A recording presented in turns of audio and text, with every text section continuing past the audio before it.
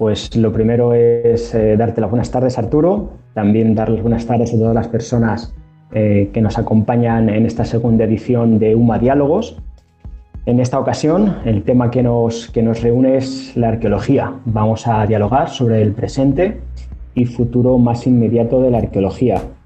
Para ello, nos acompaña Arturo Ruiz Taboada. Arturo, gracias por dedicarnos estos minutos y compartir todo tu conocimiento y experiencia en la plataforma y todas las personas que después nos puedan ver. Quizá muchas de las personas que nos vean te conocen, pero sí que es necesario que te presentemos.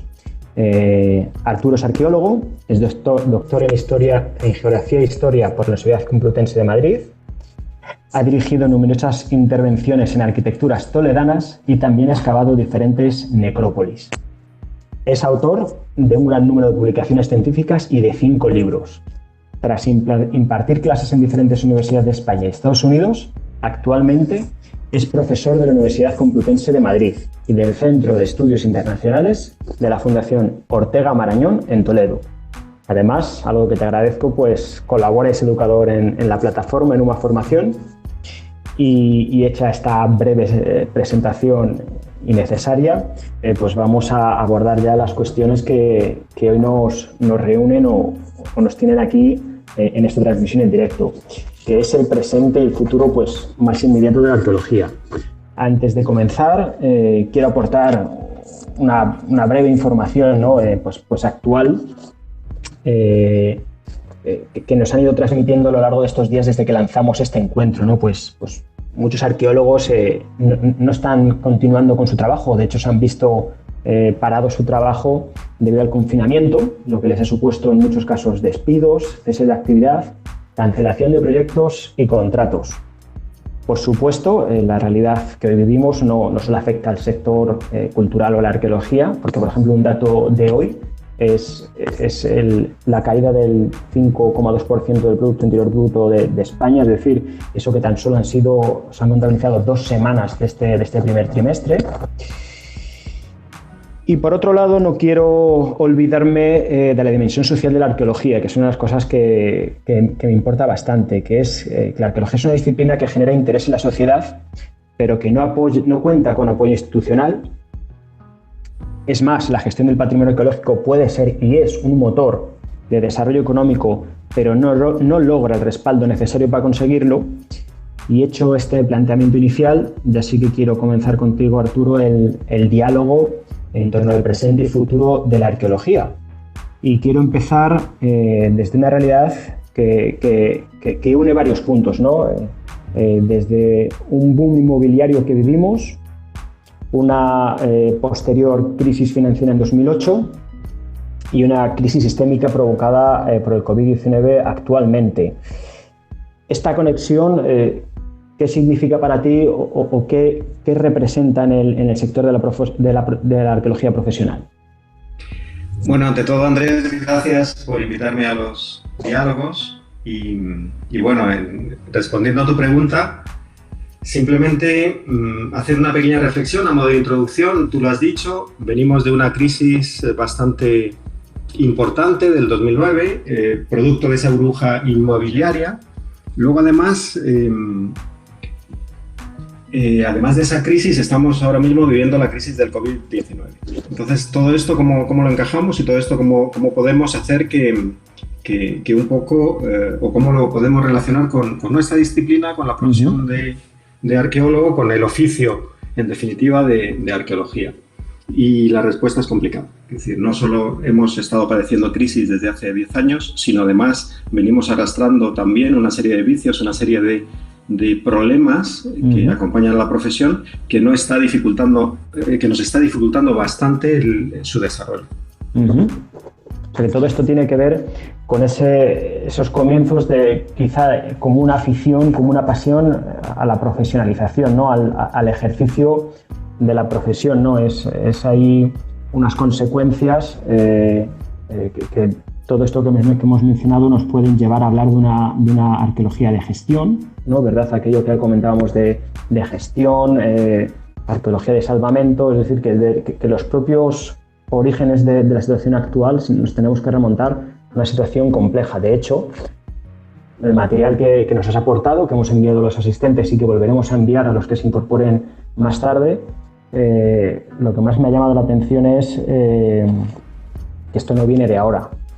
No sé, para empezar, la verdad es que un poco contextualizar el tema es complejo, pero voy a empezar por el principio. ¿Qué es la arqueología? Pues la arqueología es una disciplina que trata pues, o por lo menos que estudia nuestro pasado, ¿no?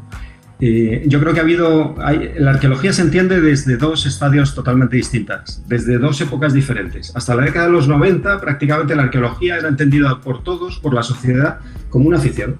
El que hacía arqueología, los que nos dedicábamos a esto, éramos aficionados de alguna manera, ¿no? Es decir, se nos tomaba como alguien raro en la sociedad, ¿no? ¿Qué ocurre? Pues en la introducción de la profesionalización de nuestra disciplina es cuando ya empieza a valorarnos de alguna manera, ¿no? Y por desgracia, en las últimas décadas, esa valoración, ese valor que se ha dado a la arqueología, no es el que quizá hubiéramos esperado todos. Uh-huh. En ese valor, pues la arqueología ha tenido bastantes peldaños que ascender, ¿no? Ha ido poco a poco autodefiniéndose, si se puede llegar a utilizar esa expresión. Y esa autodefinición es la que nos ha hecho a veces pues no ser capaces de fijar un futuro profesional concreto en una disciplina que, ya digo, socialmente no está del todo reconocida. Es decir, todo el mundo sabe lo que es un arqueólogo, todo el mundo ha visto películas de Indiana Jones, pero yo creo que muy poca gente conoce lo que hacemos realmente, ¿no? ¿Cuál es el valor real de nuestra disciplina? ¿Qué es lo que podemos aportar a la sociedad? Y en ese ámbito es en el que quizá pues nuestra disciplina es la que más dificultades está encontrando a la hora de darse a conocer, gestionar lo que es nuestro entorno laboral, es decir, los yacimientos arqueológicos, relacionarnos con las administraciones públicas, relacionarnos con los promotores privados que como arqueólogo profesional nos contratan y, sobre todo, y más importante, relacionarnos con la sociedad, con esa sociedad que nos ve de forma llamativa, ¿no? A cualquiera que digamos que somos arqueólogos se nos va a mirar y va a decir ¡qué bonito! ¿Y eso qué es, no? Pues en eso que es en el que yo creo que los profesionales no hemos sido capaces de explicar a esa sociedad a la que llamamos tanto la atención qué es lo que somos y, sobre todo, qué es lo que le podemos aportar. Entonces podríamos incluso estar hablando de que la sociedad, no sé si la palabra es fuerte, pero rechaza porque no entiende, si bien tú, como dices, esos personajes mediáticos que han trascendido la profesión de arqueólogo, pero que tiene que ver tampoco con la realidad.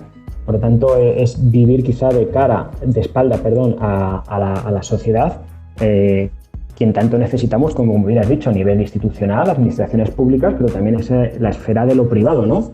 Es decir, por lo tanto, uno de los primeros puntos a mejorar quizás sería la repercusión o la relación que hay entre arqueología y sociedad, ¿no? Mayor entendimiento podría ser. Es que yo creo que ahí radica el problema, ¿no? El arqueólogo es aquel que, yo creo que, con todos mis respetos de mis colegas que me estarán escuchando, es aquel individuo que se mira mucho al ombligo, ¿no? Nos tendemos mucho a mirarnos al ombligo.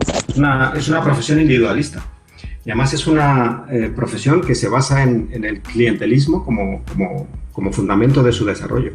Yo creo que eso es un error. Es decir, depender tanto de todos, de instituciones, de administración, de promotores, de amigos incluso, ¿no? de instituciones amigas, pues yo creo que es un problema con el que nos enfrentamos día a día y que yo creo que está mermando de alguna manera nuestra credibilidad en el momento en el que, al ser un círculo tan cerrado, al individualizar tanto una profesión que debería ser, desde un punto de vista social, bastante abierta, pues nos convierte en unos personajes raros que forman parte del mundo cultural de cualquier país, en concreto de España, que es el nuestro, y que realmente yo creo que no saben qué hacer con nosotros, ¿no? Ni tampoco sabemos nosotros qué hacer con nuestro propio entorno. En ese concepto de cerrado, quizá entonces podríamos pensar en la apertura y en una mayor visibilidad. Es decir, como has entonado tú el mea culpa, es decir, podemos hacer algo, la arqueología puede hacer mucho más, y creo, en mi opinión, es contar, visibilizar todo lo que se está haciendo. En tu opinión, cómo se podría mejorar ese diálogo, esa comunicación y, por supuesto, esa visibilidad para darlo a entender lo que se está haciendo desde la esfera de la arqueología a la sociedad en general, pero también a personas con un interés específico en el conocimiento. Yo creo que esa invisibilidad viene dada de nuestra incapacidad también de transmitir. Podemos ser muy buenos, de hecho yo mantengo que España tiene muy buenos profesionales en arqueología, pero yo creo que no hemos todavía sido capaces de transmitir lo que a lo mejor otros colegas sí han alcanzado y lo hacen perfectamente, ¿no? El caso de Atapuerca, por ejemplo, ¿no? Que tiene no solo trascendencia local, nacional, sino además internacional, ¿no?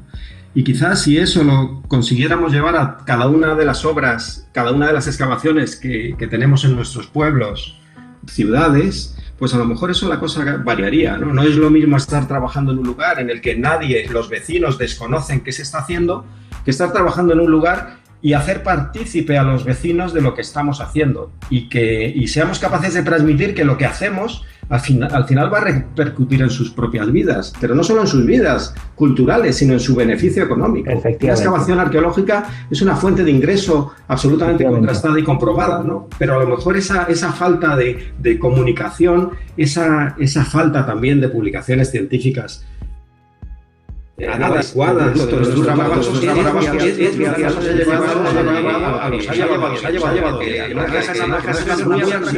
pero de la que se conoce poco, y lo que se conoce no es suficiente. Y aunque no sea suficiente, pero tampoco es lo de manera que los foros en los que utilizamos normalmente para transmitir nuestro conocimiento no son foros abiertos al gran público. Ahí está, de nuevo, el mismo error que veníamos comentando al principio de estos diálogos.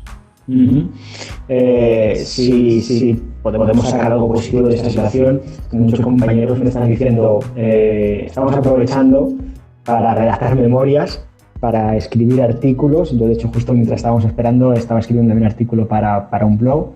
Es decir, ahora tenemos un poco más de tiempo, ¿no? Por lo tanto, podría ser que poner el foco en la comunicación, en transmitir de una manera seria, rigurosa, es decir, lo que ya se ha hecho bien de trabajo de campo, es decir, que ya está bien hecho el trabajo, pero no transmitimos.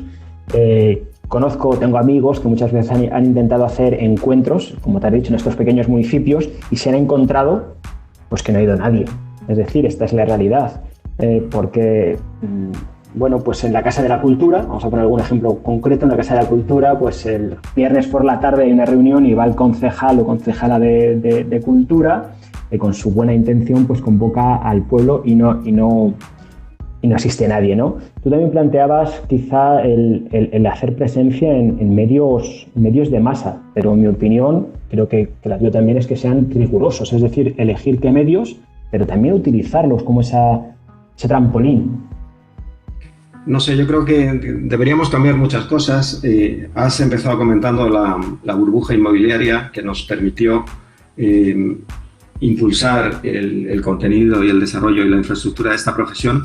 La crisis del 2009 ha sido tremenda, ha sido brutal, nos ha tenido en el dique seco durante bastantes años y ahora viene otra crisis y va a ser más dura, más fuerte.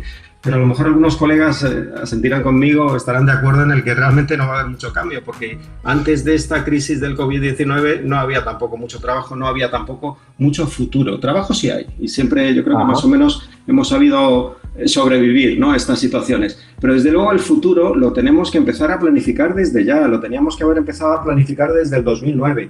Al igual que hemos sido capaces de identificar un cambio claro de tendencia en cuanto al contenido de la profesión desde la década de los 90 del siglo pasado hasta, ya digo, la emergencia de este boom de la profesión como arqueólogo, pues yo creo que ahora deberíamos un poco también centrarnos en esa difusión de la que tú estabas hablando, pero además acompañado de una serie de medidas que un poco acaben de organizar, de ordenar, pongan en común los debates que ya se están produciendo en las distintas asociaciones profesionales de arqueólogos a través de las sedes de los distintos colegios también profesionales, etcétera, pero que seamos capaces de una vez por todo sentarnos y decidir qué es lo que queremos de nuestra profesión, cuáles son sus fundamentos, qué normativas nos deben regir, qué capacidades debemos encontrar en aquellos arqueólogos que quieran hacer uso de esta profesión, ¿no? Hasta que no pongamos en claro todos esos factores, yo creo que seguiremos igual en ese bucle tan traído, ¿no? Y en esas discusiones internas o externas, en esa falta de visibilidad ante el gran público, etcétera. Yo creo que el problema de la profesión de arqueólogo es esa, ¿no? Es la falta de una normalización, la falta de un colegio. Por supuesto, no tenemos colegio profesional y eso en sí es una tragedia, ¿no? Tenemos universidades que forman arqueólogos sin ningún tipo de criterio, es decir, no tenemos un grado único de arqueología, no tenemos una titulación de arqueología. Tenemos 75 titulaciones de arqueología de las 75 universidades españolas sin que sepamos muy bien a qué corresponde cada una de ellas. Los que presentan un título de arqueología no sabemos si realmente han estudiado la especialidad de arqueología o simplemente es un escaparate, un título, un marco, ¿no? de ese contexto. Por tanto, tenemos que aclararnos quiénes somos, qué es lo que queremos. Tenemos desde la universidad que regularizar lo que es el contenido de nuestra actividad profesional y, por supuesto, aprovechando, tenemos también que exigirnos a nosotros mismos mejor calidad. No es normal que no exista una nota de corte para hacer arqueología o para hacer historia. No es normal que los profesores de primaria, de secundaria, de bachillerato, que van a formar a nuestros hijos, que están formando a nuestros hijos, que están formando a nuestros futuros arqueólogos, no hayan tenido nota de corte para entrar en las respectivas carreras que les han preparado. Vamos a ver, en Finlandia, en Islandia, están exigiendo a esos mismos profesores notas de corte como si fueran a operar, como si fueran a ser cirujanos o abogados o economistas. ¿Por qué nosotros no? Si estamos formando el futuro de nuestra sociedad. Y el futuro de nuestra sociedad pasa por unos cimientos culturales importantes, ¿no? Una educación sólida y consistente. Pues todo eso deberíamos un poco ponerlo sobre la mesa, decidir qué es lo que queremos ser en un futuro, exponer nuestras propias experiencias ya de bastantes décadas y de una vez por todo despegar, ¿no? Despegar y transmitir a la sociedad que somos realmente fundamentales para su crecimiento, no solo intelectual, sino también económico, vuelvo a decir. Bien, has tocado el tema de la universidad, has tocado el tema de la nota de corte, de una arqueología práctica y teórica con una formación exhaustiva, es decir, ¿consideras que en la base de esta mejora está la universidad?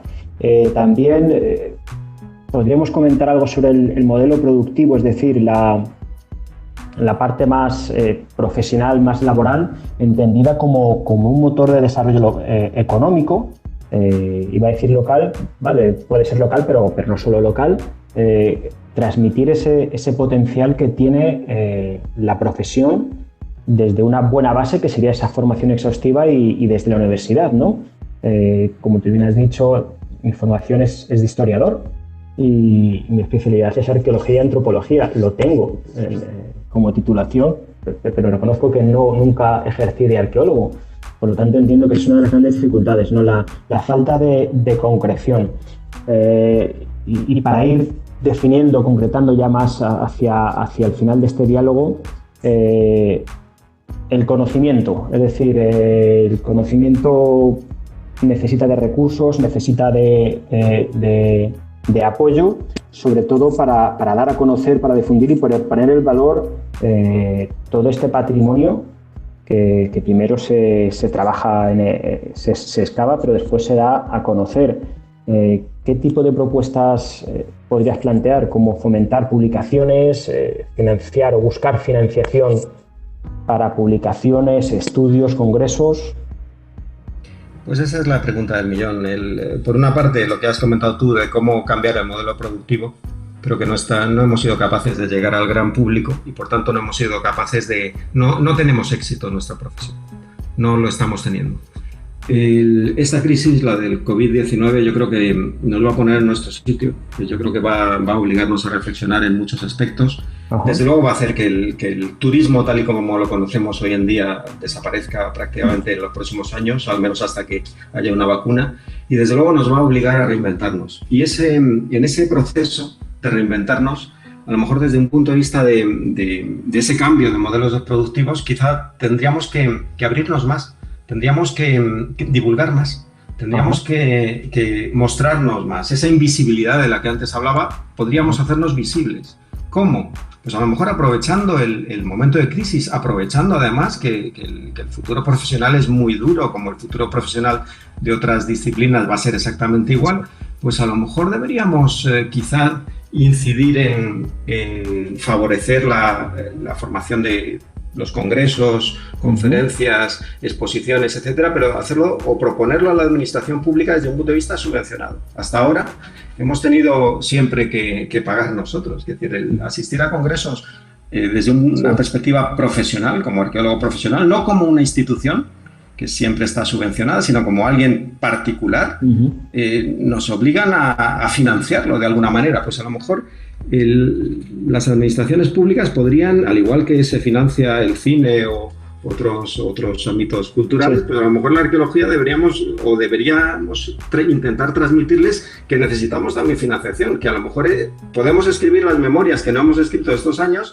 pero con esa financiación podemos ordenar o estudiar materiales que tenemos depositados en los museos, pero con esa financiación entendida como una ayuda a esta salida puntual de la crisis. ¿Para qué? Para que en un futuro esa maquinaria que vamos a empezar a engrasar o que deberíamos empezar a engrasar, pues un poco ser capaces de ser autosuficientes, autodidactas y cambiar esa tendencia que vuelvo a decir que es llamativa en una sociedad en la que lo he dicho antes, ¿no? Que no somos capaces de transmitir, de vender el producto, ¿no? Que simplemente nos limitamos en las cadenas de televisión a ver cómo los extraterrestres son la base de nuestro conocimiento o asistimos a espectáculos que a mí me parecen escalofriantes como figuras como la de Tadeo Jones, ¿no?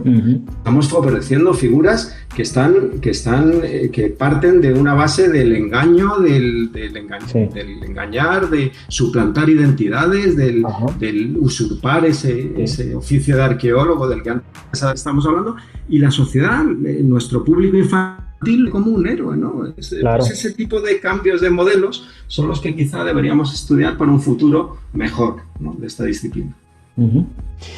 Bien, habíamos pensado 20 minutos, llevamos ya 25. Agradable la conversación y muy interesante. Ya para ir concluyendo, es que quisiera a lo mejor poner algún punto sobre alguna ahí, ¿no? Que los temas que hemos tocado, ¿no? Desde la visibilización, desde transmitir y comunicar todo el trabajo que hay, aprovechar lo que se puede aprovechar de esta situación que viene. Comparto tu planteamiento que va a ser dura y bastante más compleja que la de 2008. Es decir, probablemente tengamos que cambiar no por convicción, sino por necesidad. Es decir, será un momento en el que tengamos que cambiar el modelo de negocio, lo que comentabas de la productividad, también empleando, y por qué no, nuevos recursos como pueden ser tecnológicos, pero también, como tú has dicho, estrategias. Has sacado el tema del cine, ¿no? Es un sector que, si bien, claro, dentro del sector cultural pues se engloban muchas áreas de trabajo, ¿no? Y muchas profesiones, pero poder indagar ese tipo de estrategias que, como tú bien has dicho, pues hacer que no seamos, o que los arqueólogos no sean tan dependientes, tan necesitados de esa financiación pues generalmente reducida y escasa. Es decir, que muchas veces los contratos son muy acotados, muy limitados, y que eso hace quizá no permite que se tenga una perspectiva de medio y largo plazo. Yo me quedo mucho con transmitir, con comunicar y con buscar nuevas estrategias, aprovechar estrategias que otras disciplinas, otros sectores de la cultura están utilizando.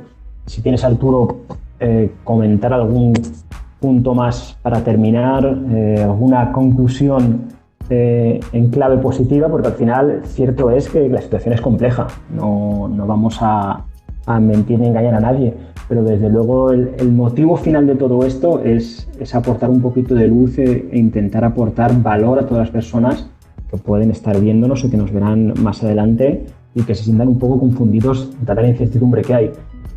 ¿Cómo terminarías este diálogo? ¿Cuál sería? Lo terminaría dando ánimos, ante todo, por la situación que estamos viviendo. La verdad es que es una situación bastante complicada.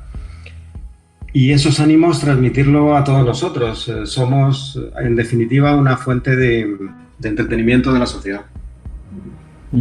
no solo el caso Merlos va a ser lo único que acabe en la opinión pública, sino que yo creo que a partir de ahora esa tarea, esa difusión de la que antes hablaba, podríamos empezar un poco a desarrollarla a todos los niveles, ¿no? Porque la gente, la sociedad va a estar necesitando de ese entretenimiento que podemos brindarles, ¿no? Y como punto de partida, como punto de inicio, puede ser interesante esa reflexión, ánimo y optimismo, que es lo que nos toca. Genial, Arturo. Voy a comprobar si tenemos algún comentario. No hay ningún comentario en el chat. Simplemente a todas las personas que nos estén viendo, en el recordatorio del encuentro de hoy, de este UMA Diálogos 2, se les envió contenido. Ha habido gente que se ha apuntado a última hora. Se lo vamos a enviar con una repetición de este encuentro, por si lo quieren escuchar, si quieren tomar alguna nota. También en la plataforma UMA Formación, Arturo preparó contenido. Hay un tutorial gratuito, totalmente accesible y de manera gratis a cualquier persona, sobre la Mezquita del Cristo de la Luz, que aborda tu intervención arqueológica. También, por supuesto, hay un curso y, como no, la guía arqueológica de la Mezquita del Cristo de la Luz, de la que siempre te he hablado y soy fan. Antes de conocernos la compré y soy muy fan. Por lo tanto, me sumo a esos ánimos, ese aliento a todas las personas que lo pueden necesitar. Desde UMA Formación estamos trabajando para dar contenido. Mucho de ello, es más, la mayoría es gratuito, por lo tanto, quien quieren entrar, que pueda acceder. Y terminar, Arturo, agradeciéndote este tiempo y este diálogo tan agradable. Y, por supuesto, que ojalá haya servido para las personas que nos están viendo. Quedan abiertos, si no es este canal, las redes sociales, la plataforma, el WhatsApp de UMA Formación, para que nos escriban, y estaremos encantados de poder seguir ayudando y aportando valor.